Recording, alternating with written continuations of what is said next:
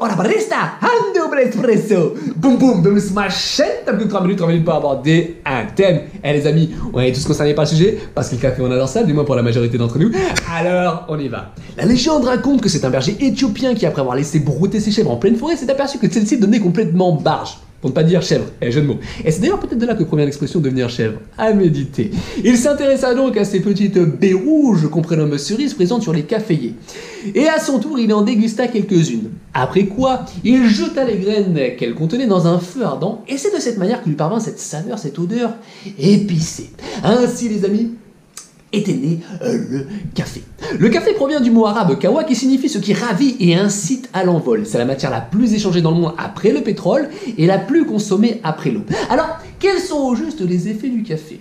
Eh bien tout d'abord, comme vous avez probablement pu le constater, le café accélère le transit intestinal car il favorise la sécrétion d'hormones responsables des mouvements de l'intestin qu'on appelle le péristaltisme. Il favorise également la sécrétion de sucs digestifs qui peuvent être responsables d'un certain inconfort au niveau de l'estomac, de certaines aigreurs gastriques. Une idée reçue est de dire que le café déshydrate, ce qui est faux, car même s'il augmente la fréquence des urines, il n'augmente pas son volume, et cette sensation de sécheresse qu'il laisse en bouche est en fait due au tanin qu'il contient, une substance végétale aussi responsable du jaunissement dentaire. Cependant, attention, car le café limite l'absorption de certains nutriments, notamment du calcium et du fer. Mais ce qui va surtout là nous intéresser, eh bien, c'est la caféine en elle-même.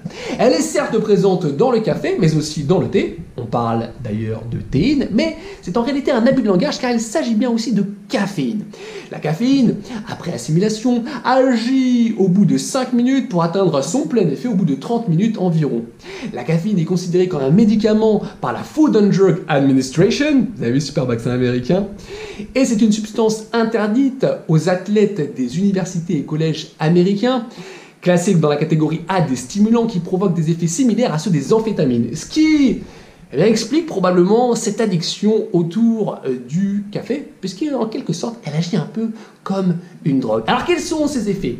Elle améliore les capacités cognitives, mais également la performance et l'endurance. Les recommandations pour bénéficier de ces effets sont de la consommer environ 1 heure avant votre effort, dans des proportions allant de 3 à 9 mg de caféine donc par kilo, ce qui représente environ 1 à 3 tasses pour une personne de 70 kg, ce qui en soi est pas énorme. Au-delà de 9 mg, eh bien, ce ne serait pas intéressant d'en consommer davantage car on ne pourrait pas en tirer davantage de bénéfices. La caféine serait plus efficace sous sa forme anhydre, donc sous forme de complément alimentaire, notamment en raison du fait qu'elle agirait en synergie avec d'autres ingrédients. Attention néanmoins les amis, car à partir de 5 grammes de caféine, cette dose pourrait vous être fatale. Ce qui représente quand même environ 42 tasses, donc on est large. Bon, enfin bon, quant à moi, le café, j'adore ça, j'en suis d'ailleurs à ma 3e tasse ce matin. Dites-moi un peu vous à quelle fréquence vous en consommez, et puis bah voilà, c'est tout. Allez, bisous bisous.